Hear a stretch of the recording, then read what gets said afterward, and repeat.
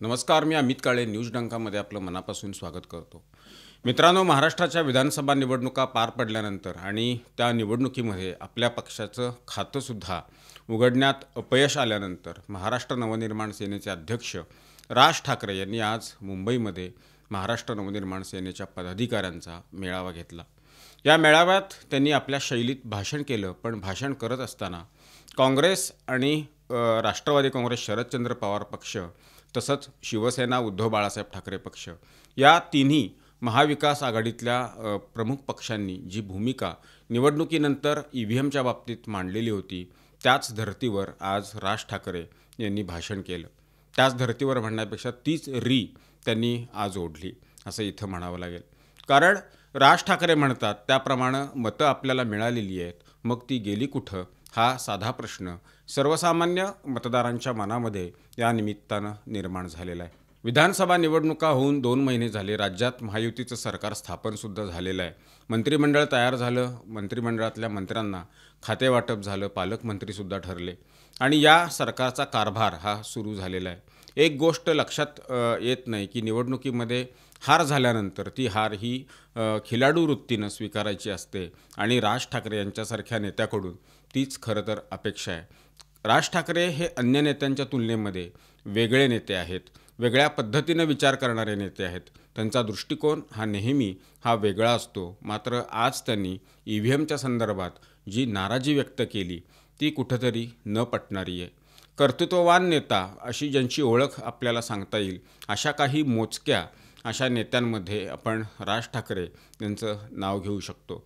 कारण राज ठाकरे यांनी शिवसेना सोडली त्यावेळी त्यांचं वय हे तुलनेनं कमी होतं आणि कमी वयात पक्षातून बाहेर पडल्यानंतर महाराष्ट्रभर स्वतःचा एक पक्ष काढणं आणि पहिल्याच निवडणुकीमध्ये त्यांनी जे यश मिळवलेलं होतं ते यश हे दैदिप्यमान डोळे दिपवणारच होतं.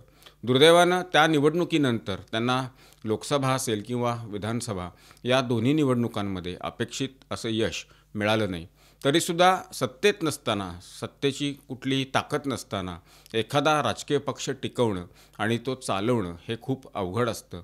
सर्वसामान्य लोक हे राजकीय नेत्यांबद्दल खूप वेगळ्या वेगळ्या प्रकारच्या चर्चा करत असतात, वेगळी प्रकारचं बोलणं करत असतात. मात्र राज ठाकरे यांनी त्यांचा स्वतःचा पक्ष हा मजबूतपणे चालवलेला आहे आणि वेळोवेळी मराठी माणसांच्या प्रश्नासाठी रस्त्यावर उतरण्याची भूमिका ही त्यांनी घेतलेली आहे. वेळोवेळी त्यांनी शासनाच्या त्रासदायक अशा ठरणाऱ्या जी काही धोरणं आहेत त्या धोरणांच्या विरोधामध्ये सुद्धा आंदोलनं केलेली आहेत. हा एक भाग झाला. मात्र त्यांनी निवडणुकीमध्ये जे अपयश त्यांच्या पक्षाला मिळालं त्या अपयशाचं खापर हे EVM मशीनवर फोडणं हे कुठंतरी मनाला खटकणार आहे. EVMचा उल्लेख त्यांनी केला नसला तरी मतं आपल्याला मिळालेली होती, फक्त ती आपल्यापर्यंत पोचू शकली नाहीत. ती मतं कुठंतरी गायब झाली. म्हणजे हे सगळं न समजण्याच्या पलीकडचं आहे असं त्यांनी या भाषणामध्ये विधान केलं. काँग्रेस असेल, राष्ट्रवादी काँग्रेस शरदचंद्र पवार पक्ष असेल किंवा उद्धव ठाकरे यांची शिवसेना असेल, यांनीसुद्धा निकाल लागल्याच्या क्षणापासून ही ओरड महाराष्ट्रभर सुरू केलेली होती. मात्र कालांतरानंतर त्यामध्ये कुठंतरी त्याची धार ही आता बोथट झालेली आहे. कारण असे मुद्दे हे दीर्घकाळ चालत नाहीत. शेवटी ही प्रक्रिया आहे ही मतदानाची पूर्णपणे पारदर्शक आहे आणि निवडणूक आयोगानं यापूर्वीसुद्धा अनेक वेळेला देशातल्या सगळ्या राजकीय पक्षांना आवाहन केलेलं होतं की EVM मशीन ही प्रक्रिया जी आहे ही कुठं सदोष असेल तर ती त्यांनी पुराव्यासह सिद्ध करून दाखवावी.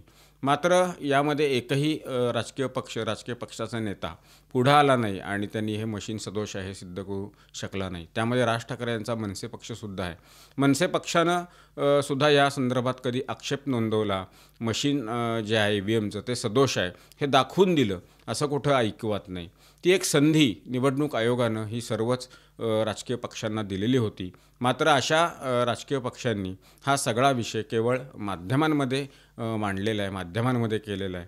त्याचं कारण असं आहे की आपल्या पक्षाचे जे कार्यकर्ते असतात ते कार्यकर्ते पक्षाबरोबर कायमस्वरूपी जोडले गेले पाहिजे. त्यांच्यामध्ये कुठं नैराश्य येऊ नये. कारण एका निवडणुकीनं काही संपत नाही, निवडणुका या होतच असतात आणि त्या वेगळ्या वेगळ्या प्रकारच्या निवडणुका असतात. आता महाराष्ट्राला वेध हे स्थानिक स्वराज्य संस्थांच्या निवडणुकांचे लागलेले आहेत. त्यात मुंबई महानगरपालिकेच्या दृष्टिकोनातून किंवा ठाणे असेल, नाशिक असेल, पुणे असेल, नवी मुंबई असेल, अशा प्रमुख शहरांच्या निवडणुकीच्या पार्श्वभूमीवर महाराष्ट्र नवनिर्माण सेना हा पक्ष हा महत्त्वाचा आहे. मुंबईत तर खास करून राज ठाकरे यांना पुन्हा या निवडणुकीत यश मिळून काही ना काहीतरी आपल्या पक्षाला एक नवसंजीवनी देण्याची संधी आहे. म्हणूनच त्यांनी आज राज्यभरातल्या पदाधिकाऱ्यांचा मेळावा घेतलेला होता. हा मेळावा घेणं ही काही चुकीची गोष्ट आहे किंवा गैर गोष्ट आहे असं अजिबात नाही. निवडणुकीमध्ये विजय पराजय हे होतच असतो, परंतु त्यानंतर पक्षाचे जे पदाधिकारी असतात, नेते असतात, कार्यकर्ते असतात, यांचं मनोबल कुठं खचू नये, त्यांच्यामध्ये नैराश्य निर्माण होऊ नये, यासाठी पक्षाच्या प्रमुख नेत्यांनी प्रयत्न करायचे असतात आणि तसेच प्रयत्न आज राज ठाकरे यांनी केले असा त्याचा अर्थ काढता येईल. आजचा मेळावा हा त्यांच्या कार्यकर्त्यांना, पदाधिकाऱ्यांना चार्ज करणारा होता. हे सगळं खरं असलं तरी त्यांनी प्रणालीवर खापर फोडणं हे अजिबात अपेक्षित नाही. त्यांच्या भाषणातला जो दुसरा मुद्दा होता की महाराष्ट्र नवनिर्माण सेनेच्या कार्यकर्त्यांनी लोकांच्या हितासाठी जी आंदोलनं केली, जे काम केलं, जे काम उभं केलं, ते लोकांच्यापर्यंत पोहोचवणं हे महत्त्वाचं आहे आणि तेच कुठंतरी त्या कामामध्ये महाराष्ट्र नवनिर्माण सेनेचे कार्यकर्ते हे कमी पडतात का, त्यावर त्यांनी लक्ष देणं हे गरजेचं आहे. आज राज ठाकरे यांनी स्पष्टपणे हे बोलून दाखवलेलं आहे. त्यामुळे ही एक गोष्ट चांगली झाली की पराभवाची कारणं ही अनेक असतात. एका कुठल्या कारणामुळं थेट पराभव होतो असं नाही. त्यामध्ये राज ठाकरे यांच्या कार्यकर्त्यांनी जी कामं लोकांसाठी केली ती लोकांपर्यंत पोहोचवणं, ती डिलिव्हर करणं आणि लोकांना कन्व्हिन्स करणं, हे जे काम कार्यकर्त्यांनी करणं अपेक्षित आहे ते कुठंतरी कमी पडतं आहे असं त्यांच्या बोलण्यातून जाणवून आलं.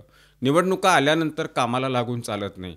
ग्रामीण भागामध्ये एक असं बोललं जातं की जत्रेमध्ये कुस्त्यांचा आखाडा असतो आणि जत्रा आली की जोर बैठका मारायला काही मल्ल सुरुवात करतात. या आखाड्यामध्ये कधी ते विजयी होत नाहीत.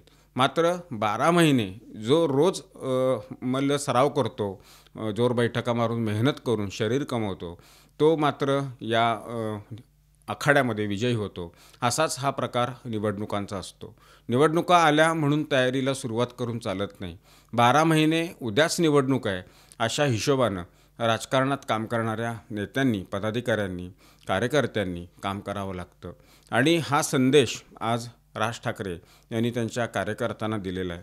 तो अगदी योग्य आणि अचूक बरोबर आहे. हा संदेश योग्य वेळी त्यांनी दिलेला आहे. मात्र निवडणूक यंत्रणेवर त्यांनी अविश्वास दाखवायला नको होता.